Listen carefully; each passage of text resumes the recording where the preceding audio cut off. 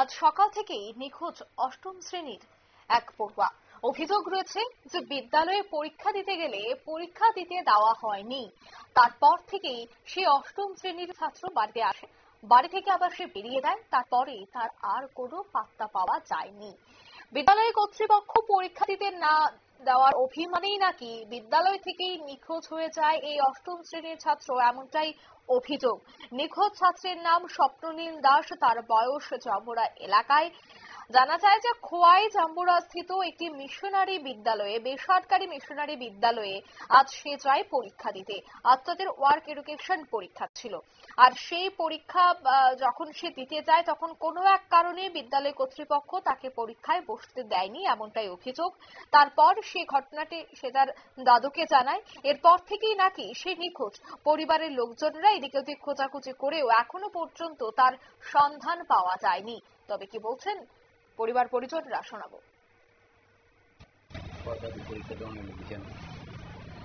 পরীক্ষা দেওয়ার লেখাটা দিয়েছেন প্রিন্সিপালে দিলে না করছে।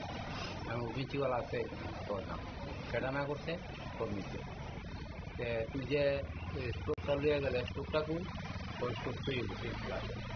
আমি কই না, স্টোভটা লিয়ে করি ওদের যেমন লেগে দিছে না, আগে তো কতই কইছি, তখন যেমন লেগে দিছে না স্টোভটা লিয়ে পড়ছি। হাইতেছে না, তোর লজ্জা লাগে আর দিতাম না। আমি লজ্জা লাগলে হইতো না, স্টোভ লইয়া তাড়াতাড়ি।